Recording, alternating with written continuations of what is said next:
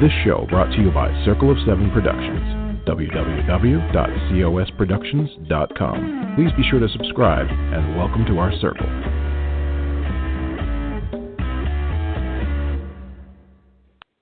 Well, hello, everybody. This is Patricia W. Fisher with Readers Entertainment Radio on this Thursday before Memorial Day weekend. And just so you know, it is Eat More Fruits and Vegetables Day, always the Thursday before Memorial Day, which is probably a real good idea for all of us to keep in mind as we are probably staying home a little bit more than normal and probably need to keep eating those good fruits and vegetables to keep us all healthy and positive and, let's face it, regular.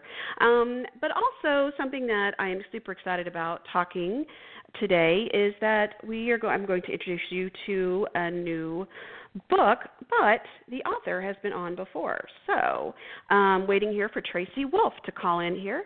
Her newest book is Crave, and believe me, people are really freaking out about this.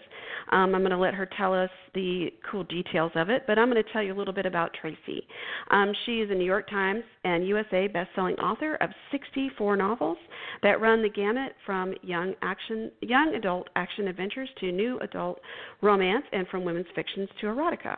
A longtime lover of vampires, dragons, and all things that go bump with the night, Tracy loves nothing more than combining her affection for paranormal creatures with her love of writing tortured heroes and kick-butt heroines. When she's not writing, which is truly rare, she can be found trying out new recipes, offering up makeup tips online, wandering comic books and gaming stores with her sons, and watching movies or plotting stories with her besties. A one-time English professor now writes full-time from her home in Austin, Texas, which she shares with her family. Her most recent work, a young adult vampire novel, Crave, will be published or has been published this year. And she will be calling in just a second. But in the meantime, another crazy and offbeat holiday, and it's not terribly too crazy, but it's National Waitstaff Day. So because of recent events with the shutdowns and the stay-at-home orders, know that a lot of waitstaff work for a really low hourly wage because states can, or companies can get away with paying anywhere from 55 to 65% of minimum wage to anybody who's tipped. And so that means if you go out and you eat, your server may be getting anywhere from $2 to $4 an hour plus tips. So please keep that in mind if you should go out and if anybody is in that profession. It's a tough one, but it is one that we very much appreciate, so thank you for what you do. And now, coming to the show, as soon as little things stop spinning, is Tracy Wolff. How are you, my dear? Hi, how are you? I'm good. So good. I guess I forgot to say that I'm good too. I've been on deadline the last couple of days, and it's really kicking in. So I'm I'm that. So you're basically IVing coffee at this point, correct? Pretty much, yes. That is exactly what I am doing. I put a picture on Instagram earlier. My agent sent me candy, and my editor sent me cupcakes, and I'm like, oh, you can tell it's deadline time. Yes. They're trying to make you stay focused. Stay with it. You're almost there. Exactly. So you've only had just a few crazy things going on in the past month. So I have had a few crazy things going on in the past month, yeah. Past 2 months, right? So yeah. Crave came out last month. Yeah, April 7th. Right. So give us a little heads up on Crave. Okay, well, Crave is my newest book. It is a young adult novel, and it is leading, hopefully, the vampire craze back into being. We're super excited by it. It is the story of Grace, who is a young girl both of whose parents died in a car accident, which left her having to go live with her only other remaining relative, which is an uncle, and her cousin, who's her age, who happen to live in Alaska. Her uncle runs a boarding school in Alaska, which is actually a Gothic castle, she finds out when she gets there. And it doesn't take her very long to figure out that maybe something is a little different or off at this boarding school, and that is when she finds out that the boy she is falling for is a vampire, and her cousin is a witch, and her best friend is a dragon, and and a bunch of people are trying to kill her. So for reasons that read the book for. Right. So that's I mean, great. what made you come up with this idea? Because it's like it's a pinch of this and a pinch of that, and kind of pushed together. I mean, what was the catalyst for this idea? What was the catalyst for this idea? That's a good question. Basically, it was a lot of things, right? Like, I've always wanted to write a vampire book, but it was one of those things where I told myself if I never got an original idea, because so many great people have done it before me, right?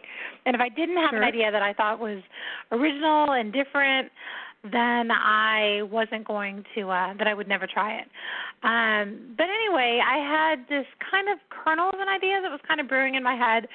And then my editor, Liz Pelletier, who runs Entangled Publishing, actually called me and said, "Hey, look, I really think I want to publish a vampire book. Would you be interested in writing one?" And I was like, "Well, that's funny that you say that, because I've been thinking about one." And I kind of told her what my idea was, and she kind of told me what her idea was, and we kind of melded it together and added a whole bunch more, and ended up with Crave. So that's kind of where it came from. Okay. So basically a hardcore brainstorming. Yeah, a lot of brainstorming. I was realizing, actually 2 weeks ago I realized, because I had gotten a notification on Facebook that it had been that, my cousins were celebrating their first wedding anniversary.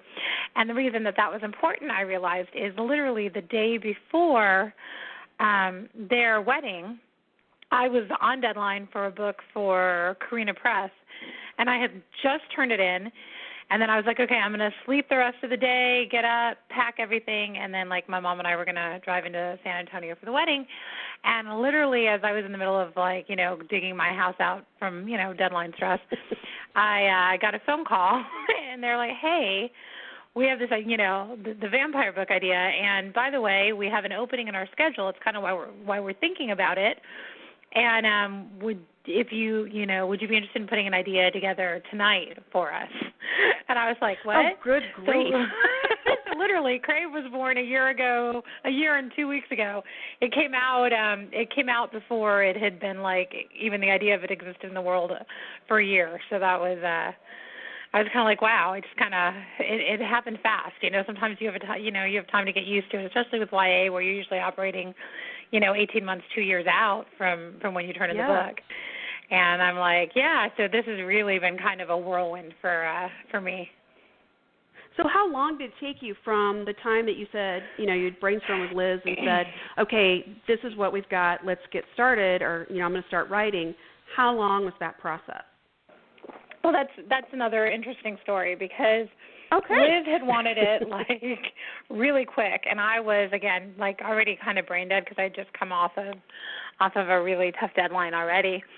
And I was writing, and I got the first several chapters, and then she didn't like something, and then I went back and kind of revised it and changed it. We kind of edited it all the way along.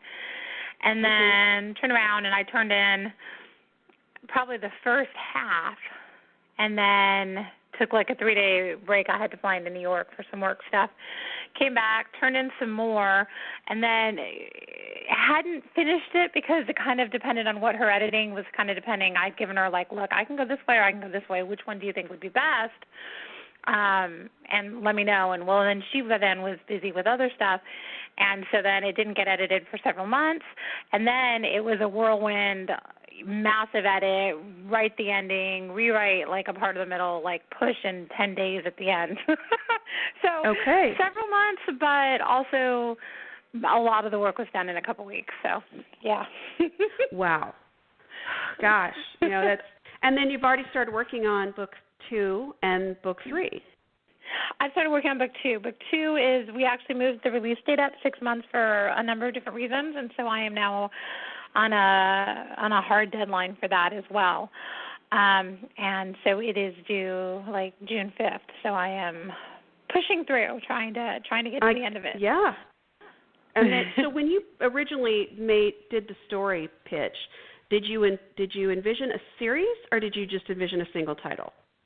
Oh, I think I always envisioned a trilogy. I wasn't sure they would want to buy all 3, but Liz did. They did. They bought them right off the bat. So we always knew it was going to be a trilogy. And now we actually talk about one spin-off book because as I was writing Crave, there was a really interesting character that kind of came up that both Liz and I are really intrigued by, and I was like trying to figure out how to bring it up to her that I wanted to write the book, like think maybe about if Crave did well, could I write the spinoff? And she was trying to do the same thing on her end, trying to like, would you be interested in doing a spinoff of this character? Yeah. So there may be 4. I guess we're just going to have to wait and see how it goes, but sure, depending on how the characters plays out over the next 3. So you had the April release. But something exciting happened before the release even came out. Yes, actually, a couple really exciting things happened. We, like I said, we were really pushing it, and ended up doing a lot in like the last 10 days. So the book didn't really go out to for foreign rights, for audio rights, for movie rights, for any of that until mid-February. And so we kind of like sent it out like, we thought we had a really great product. We were really excited about it, obviously. But, you never know how people are going to respond. And we sent it out, and the video game people called us like the next day and were like, oh my gosh, we need to do this book. And then that became this big whirlwind over there. And then at the same time, we sent it out to a number of producers and film companies, and Universal came back pretty much within 24 hours and was like, yeah, we'd really like to do this. And and then we had some other interesting stuff, but yeah, we were really excited. And yeah, Universal bought or optioned the movie, and now we're just kind of, you never know with movies, right? Right. You hope and you get really excited, but you're like, so I'm trying to temper my excitement because, I mean, working with Universal, like they've been so wonderful and lovely already. I mean, they're really, really amazing people over there. And so, fingers and toes and everything crossed. But we'll see how it goes. But, yeah, they optioned the movie rights, and that was really exciting.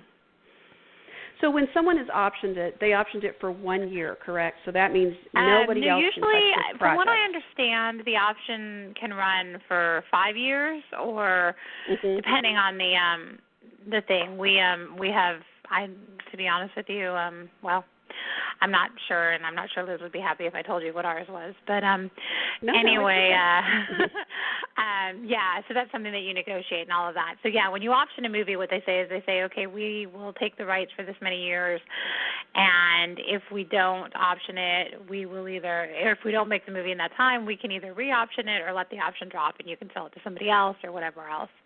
And that all kind of, I've learned a lot, right? It all depends on what you negotiate and what they decide and all of those things, so.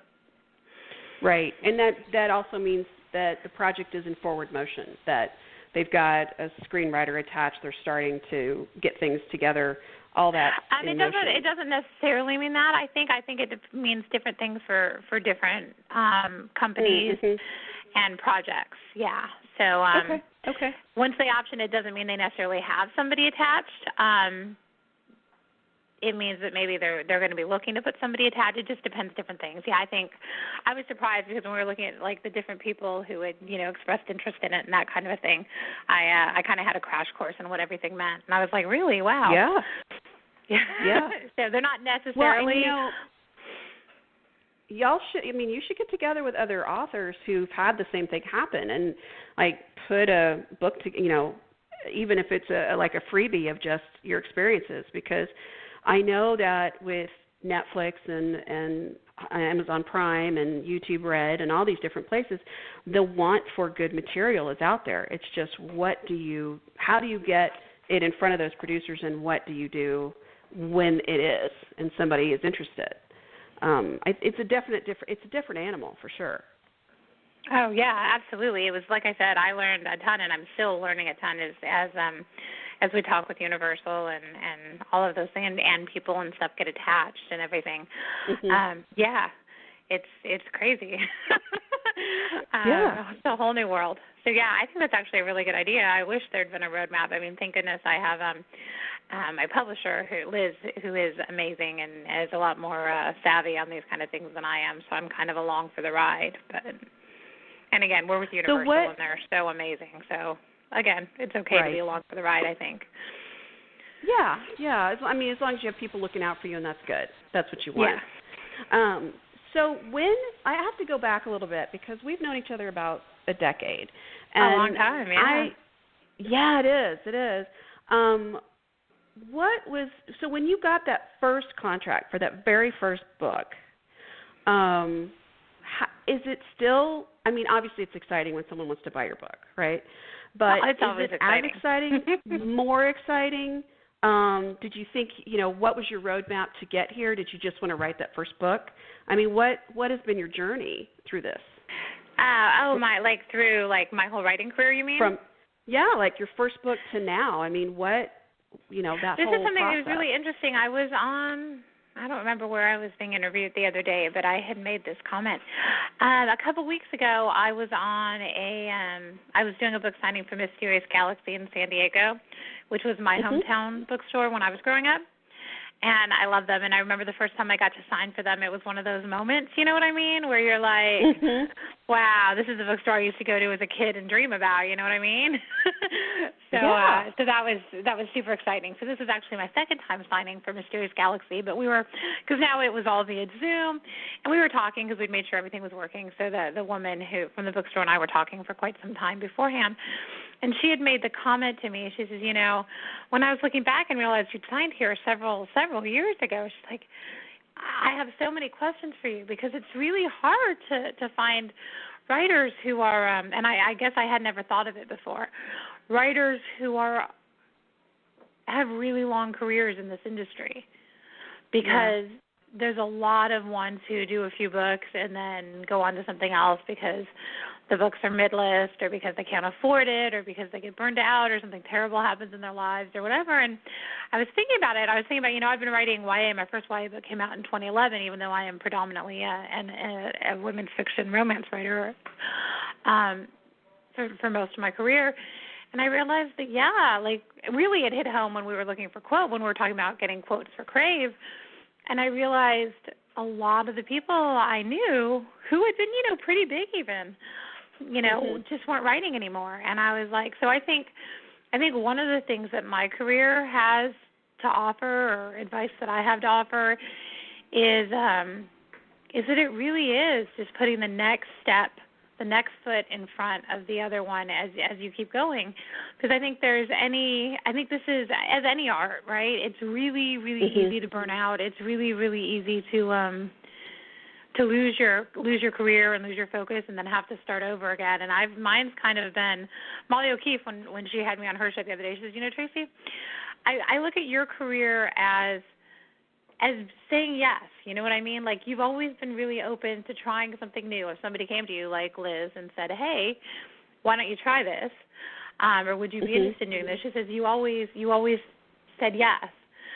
You're always like, yeah, I'm willing to give that a try. And, Jonathan Mayberry, who wrote, The V Wars and has a writing credit on Black Panther and Rot and Ruin and that whole series. I don't know if you know him. I ran into him several years ago. We were on a panel together. And he and I talked, and he had said, it's not hard to make a living as a writer. And he made an impression on a very young Tracy writer. And he said, it's not hard to make a living as a writer. It's hard to make a living doing the books that you love. You have to be willing to do other things. You have to be willing to branch out. He says, I've written comic books, I've written speeches, I've written all of these things. But I've always been able to pay my bills and support my family as a working writer. And it's something that kind of stuck with me, where, of course, we all have books of our heart. Crave happens to be one of mine, actually. But I've been open to doing projects and teaching writing classes and other things that I might not even have had time for because, it helped pay the bills. It helped, get your name out there. So I think there's something to be said for what, Jonathan Mayberry and what Molly O'Keefe call saying yes, keeping your options open and just keep working. You just keep working. You just write the next book. And good things happen. I mean, I've had some really, really great things happen to me in my career. The first time I hit the New York Times list. I'm trying to remember now. I guess it would have been 2015 with Ethan Frost, that series, and USA Today for the first time with the Shake and Dirty series, also out of Entangled. and all of those, but I've also had some really lows. I think about the fact that the publisher that I had been with, in fact, the publisher that helped get me on the New York Times list, Random House had closed the whole division of my that I was writing for, right? Love Swept. Yeah. Right before Liz called about Crave, and I remember thinking, gosh, what am I going to do? How am I going to fix this? How am I going to keep writing and, supporting my family, because I'm the sole support of my family. And Liz called and said, hey, how do you feel? And I was like, well, I'm a little nervous because I'm afraid I won't do good enough, but yeah, let's try it, So yeah, I think there's something to be said for saying yes and for keep plotting. And I mean, if this is what you really want to do, and I've honestly never wanted to be anything but a writer. So yeah, I just keep doing the next project. Right. Well, I mean, so I was talking to a friend today, and she was voicing some frustration because she's had her recent books have gotten really good reviews, but they've not translated as well into sales. And there's always a combination of things the reason that happens.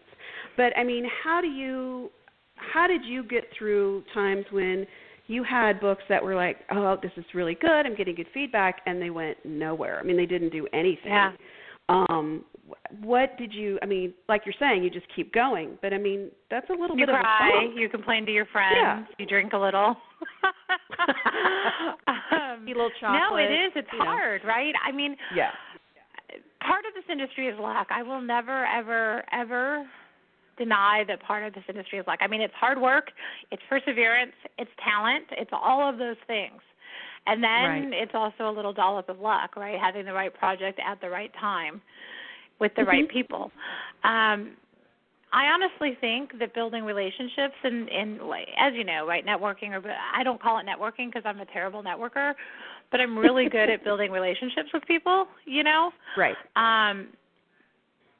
Genuine relationships because, like our friendship, right?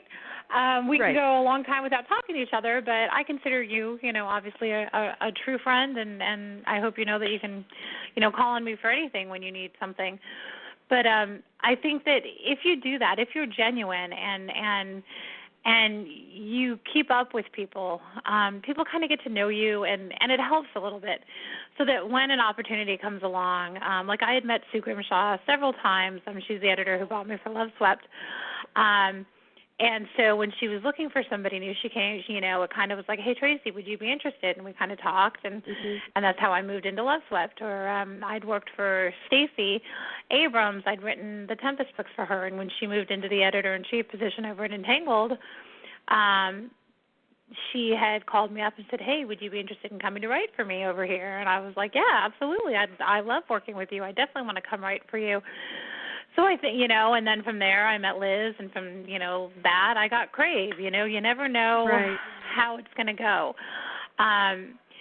So I think that you can't let yourself be discouraged because, I mean, and I'm not saying I haven't been. I had a book, I guess it would have been 2017. I'm trying to think. It was either the end of 2016 or the beginning of 2017, and it was called Love Game.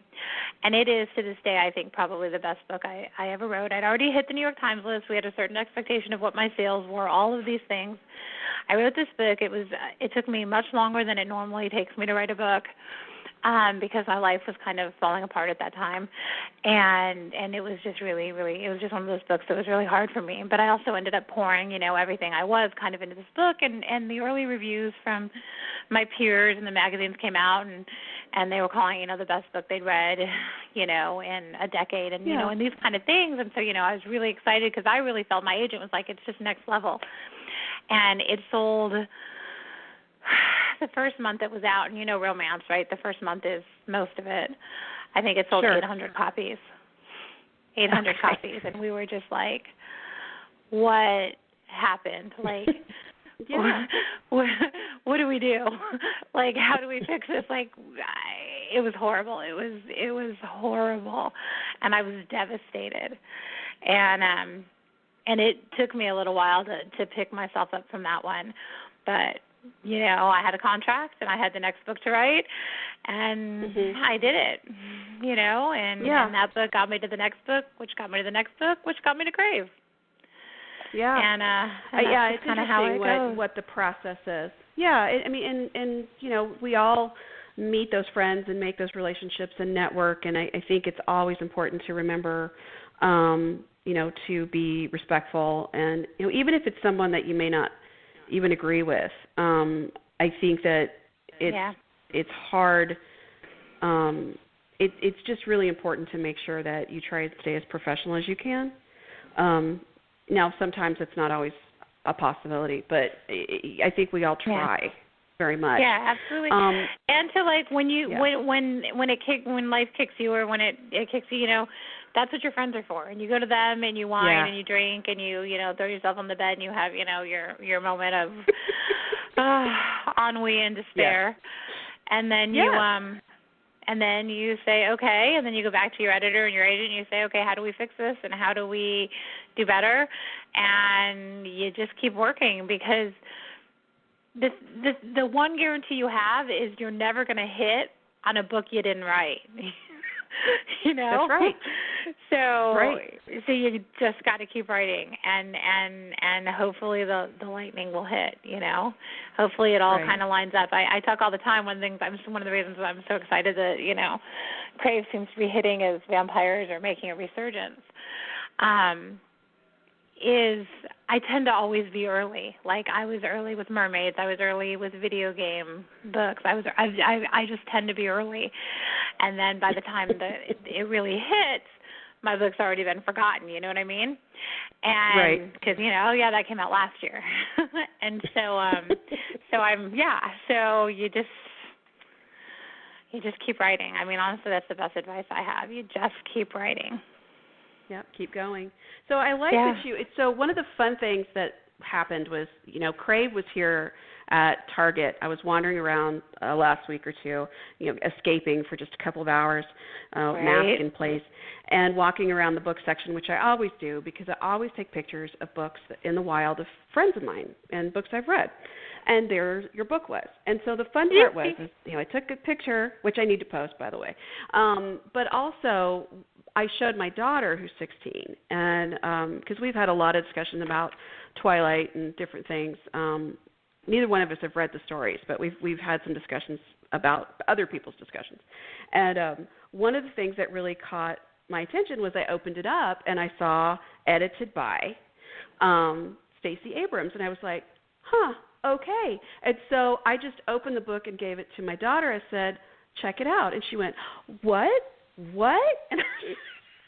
And so I said, I think it is. I think that's who that is. So that is Stacey Abrams, right?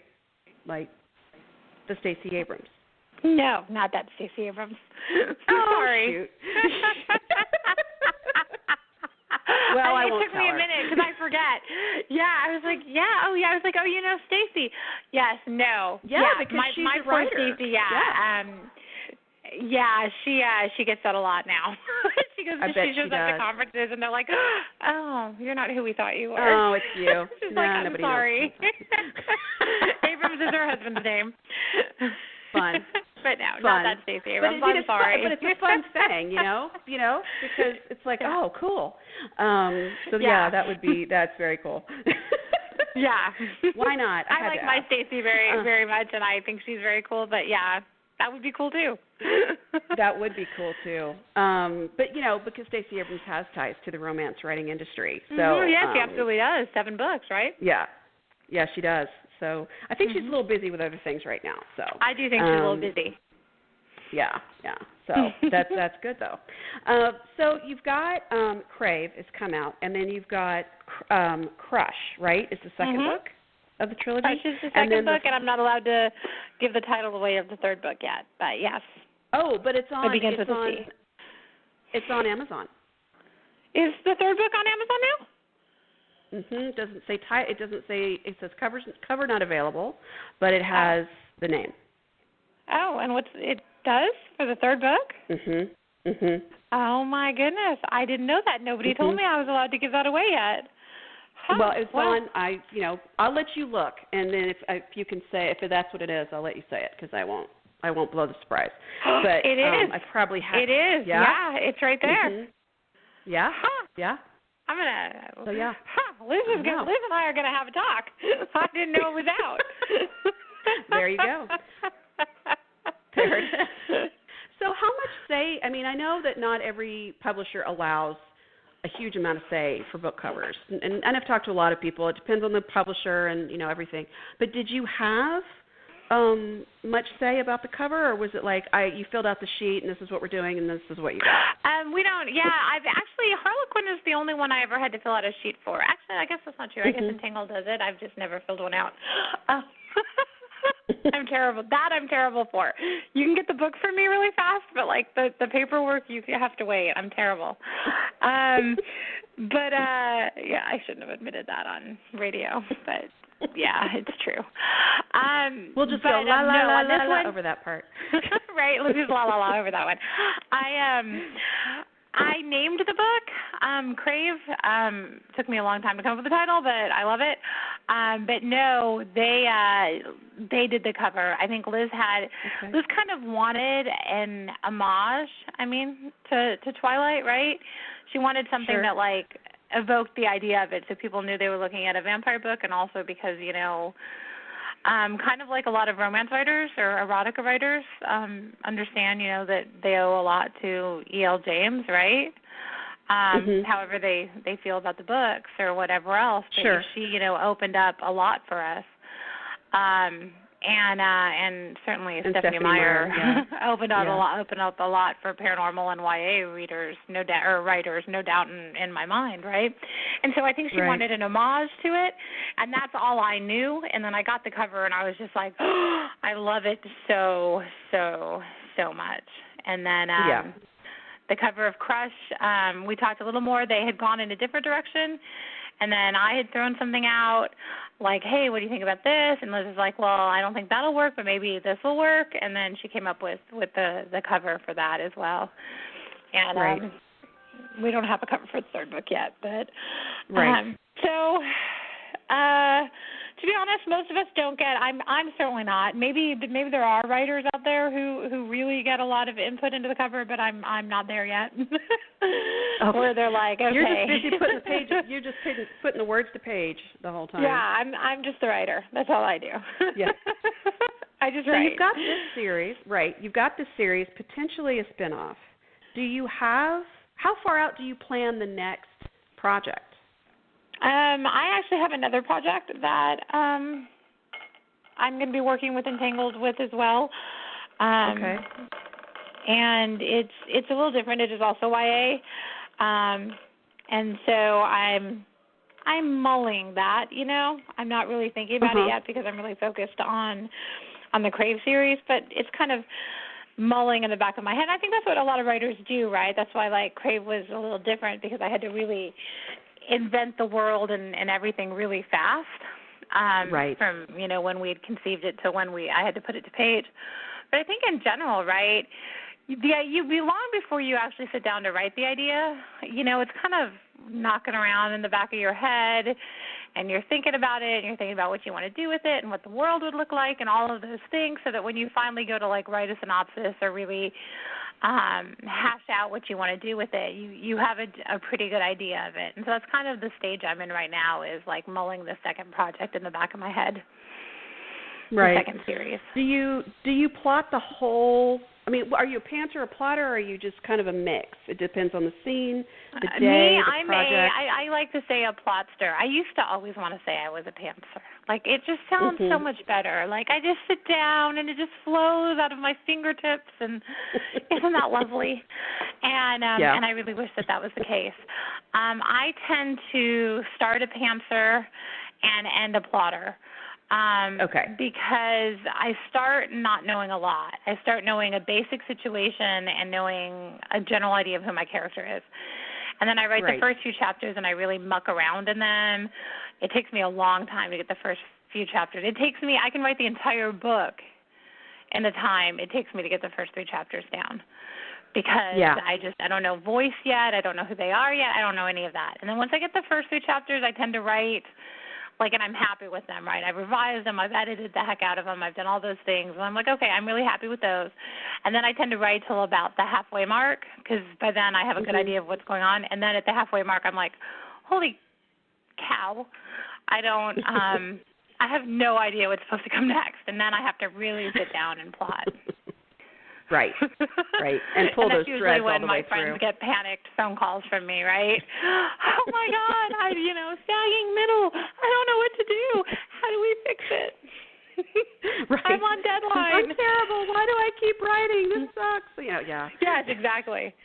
I have a couple books that I look back on fondly. They're on my shelves, and they were the ones where I had called a friend of mine and cried and been like, "That's it. I can't do it.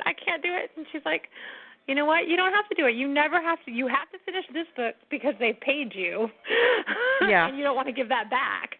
But then you never have to do it again." And for some reason, that always calms me down.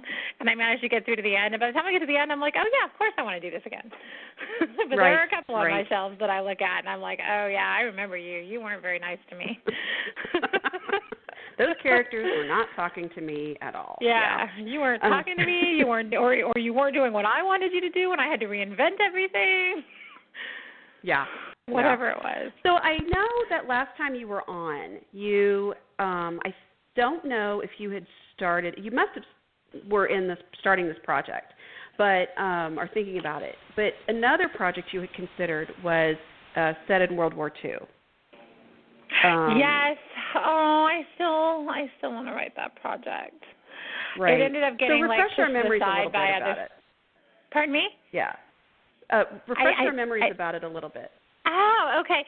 It was a project. I didn't even have a name for it yet, and it was about this group of youth in Hitler's Germany. They were called the Edelweiss Pirates, and the Edelweiss Pirates were not like a massively organized group, but they tended to pop up in basically every town and city in Germany. And they basically started out as direct resistance to the Hitler youth movement, right?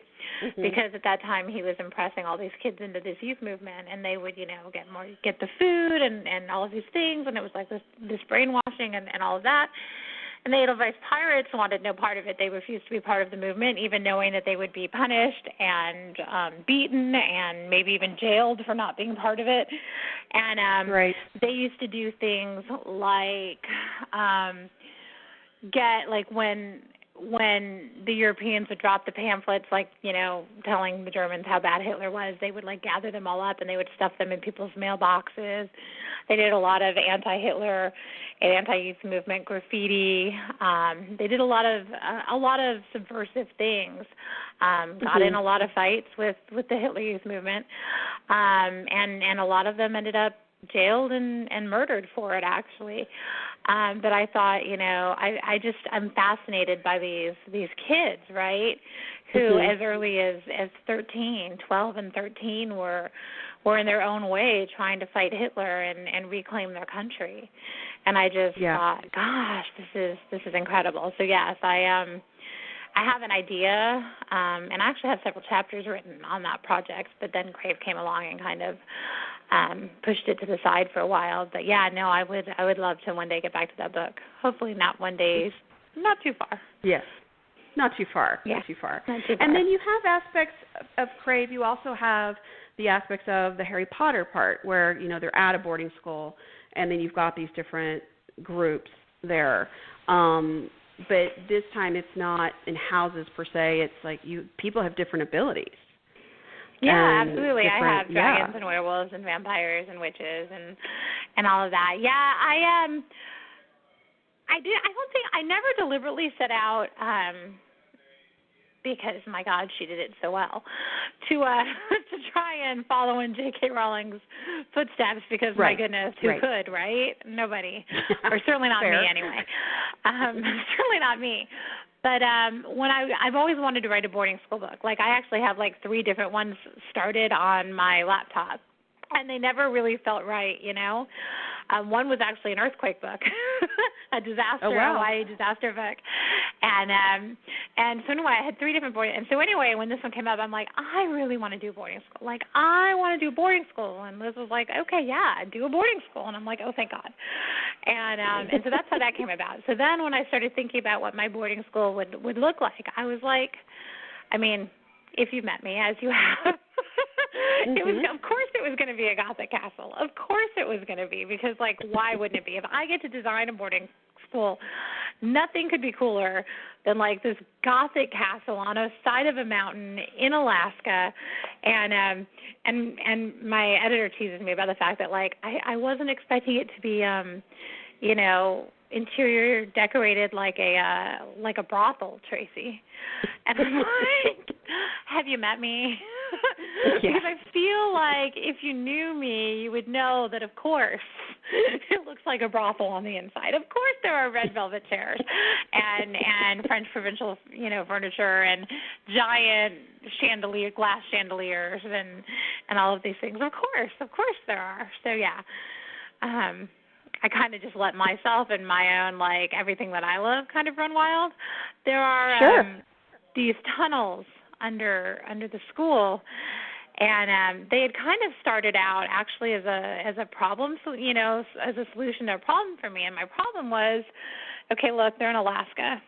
And, yeah, some of these creatures are impervious to cold, like werewolves and, you know, vampires or whatever. But I have this human girl, and she's going to have to get to, like, you know, classes, and some of the classes are on the grounds, right?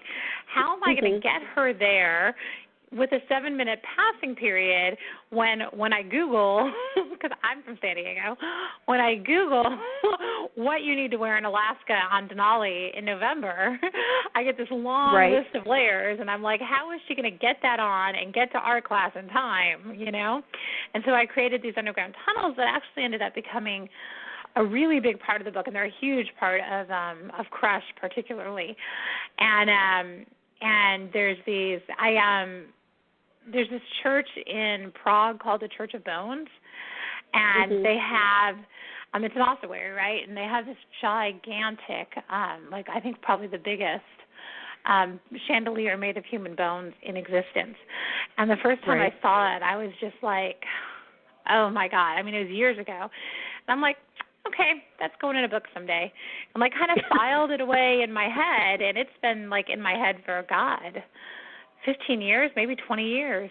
And I, you know, and then I'm like, the tunnels, of course. And like out came that chandelier, you know what I mean? And so it's just a conglomeration of all the different like life experiences and ideas and personal style, although there are no, I do have a crystal chandelier, but there are no red velvet, you know, fainting couches in my house. More's the pity, really. Yeah, well, you know, you can only have so many things in your home, but, you know. Right, exactly. And I live with a bunch of teenage boys, so, you know. Not so much for the fainting couch. Well, not maybe so when they all move out, couches. you can do a fainting couch. There you go. And since the biggest one is like 6'5", like he wouldn't fit on it anyway. He would not. I know. My baby just passed me. He's 6'2" now, and he's in 8th grade. So we're just waiting to see what happens. But yeah, I'm now suddenly the shortest person in the house. They stand next to each other and do the measuring thing. Yeah. Oh my God, they do. They totally do. And they both, the younger two, just measure themselves against their oldest brother. Like they are dying to get taller than him. Dying. The middle one was like, he gave up caffeine because he heard caffeine stunted growth. I mean, he's like 6'3". He's no shorty, okay? And he's like 6'3", but he heard caffeine stunted growth, so he's like, no caffeine has passed his lips for like the last year. Okay. Well, we'll see how that goes. Extra 2 inches. That's right. Well, thank you so much for coming. And when you come back, you can tell us if they have all surpassed, you know, who's surpassed whom, height-wise. Absolutely. Every day is an adventure. Yes, ma'am. Well, you know, you have kids. I do. Yeah. And we're in the preteen and teenage right now. So yeah, we're doing the measuring thing for sure. So thank you so much for coming. I really appreciate you. Well, thank you so much for having me. I really, really appreciate the invitation, and have a wonderful afternoon. I will, and you too. And this has been Patricia W. Fisher with Readers Entertainment Radio. Been talking with best-selling author Tracy Wolff about her newest release, Crave. Crush will be out soon. And if you're looking for Tracy, you can look her up on her website, also on social media, and all the links for that are in the write-up of the show. Keep on reading, friends, and we'll see you next time. This show brought to you by Circle of Seven Productions, www.cosproductions.com. Please be sure to subscribe and welcome to our circle.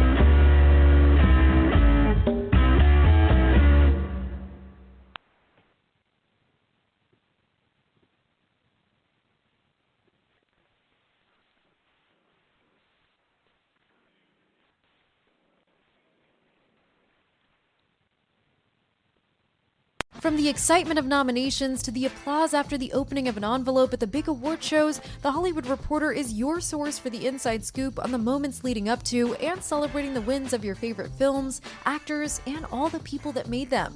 Follow the race at HollywoodReporter.com for predictions, reviews, and voters. Check out the THR Awards Hub for everything you need for award season coverage. Visit THR.com today and subscribe to our newsletters so you don't miss a beat. How to have fun, anytime, anywhere. Step 1. Go to ChumbaCasino.com. ChumbaCasino.com. Got it. Step 2. Collect your welcome bonus. Come to Papa welcome bonus. Step 3. Play hundreds of casino-style games for free. That's a lot of games. All for free? Step 4. Unleash your excitement. Woohoo! Chumba Casino has been delivering thrills for over a decade. So claim your free welcome bonus now and live the Chumba life. Visit ChumbaCasino.com. VGW Group. No purchase necessary. Void where prohibited by law. See terms and conditions. 18+.